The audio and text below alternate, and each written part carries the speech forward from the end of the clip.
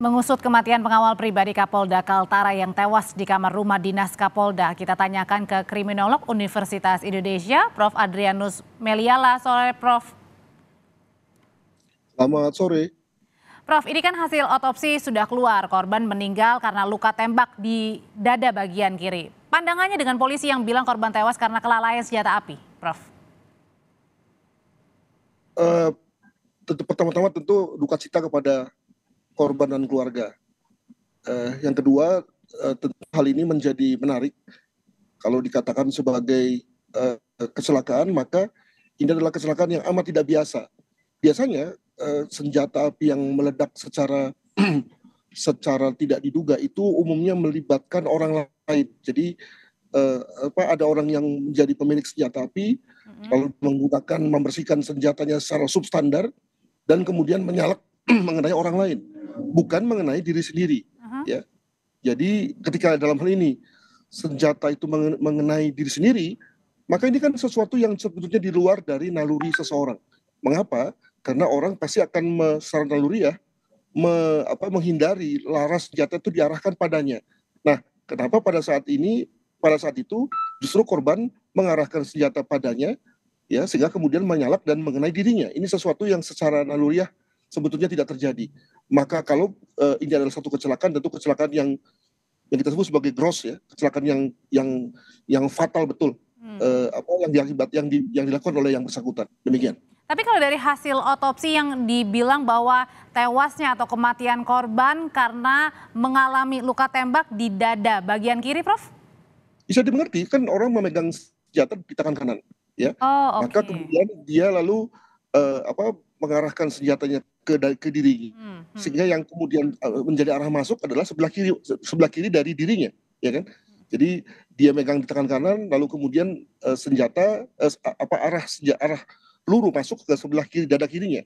Itu bisa dimengerti. Masalahnya adalah mau ngapain dia lalu mengarahkan senjata itu ke dirinya sendiri, ya kan? Kan niatnya untuk membersihkan senjata. Ya, otomatis naluriahnya adalah dia akan arahkan laras tersebut ke arah yang lain, menjauh dari dirinya, bukan malah ke dirinya. Jadi ini sesuatu yang masih misteri bagi saya.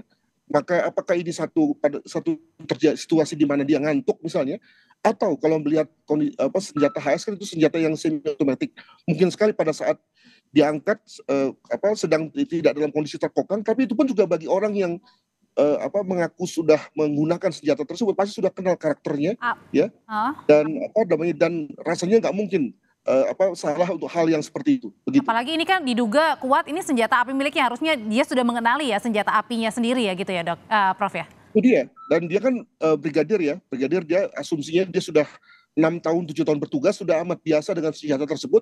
Jadi mirip dengan istri lah begitu ya, sehingga sudah amat tahu karakter dan senjata. Masa kemudian lalu salah, dan salahnya secara amat fatal yakni mengenai dirinya sendiri. Begitu. Itu satu hal yang saya kira misteri. Oke, kalau tanda tanyanya masih misteri, kata Prof. Adri, apa yang harus perlu dilakukan, Prof? Karena kan ini lokasinya di rumah dinas, di salah satu kamar, kemudian ini juga pengawal pribadi dari Kapolda, apa yang kemudian bisa digali untuk bisa diungkap secara bertanggung jawab nantinya penyebab dari kematian atau tewasnya korban? Kalau memang sudah, apalagi sudah ada hasil otopsi ya, dan kemudian dari hasil olah TKP juga tidak ada indikasi ada orang lain. Demikian juga tidak ada indikasi bahwa yang bersangkutan memperlihatkan gejala orang bunuh diri, maka ya kita harus terima kenyataan bahwa dia memang melakukan perbuatan yang salah tersebut dan mengakibatkan kecelakaan bagi dirinya. Nah, tinggal kita ambil hikmahnya lah ya ke depan, agar hal ini menjadi satu pembelajaran yang kesekian kali bagi kepolisian dalam rangka anggota Polri memanfaatkan, menyimpan, membersihkan senjata api yang dikuasainya. Tapi yang jelas hingga kini kita masih terus menunggu ya, Prof ya, penyebab pasti dari kematian Brigadir Setio Herlambang di kamar dinas dari Kapolda Kaltara. Terima kasih Prof. Adrianus Meliala, sehat selalu, Prof.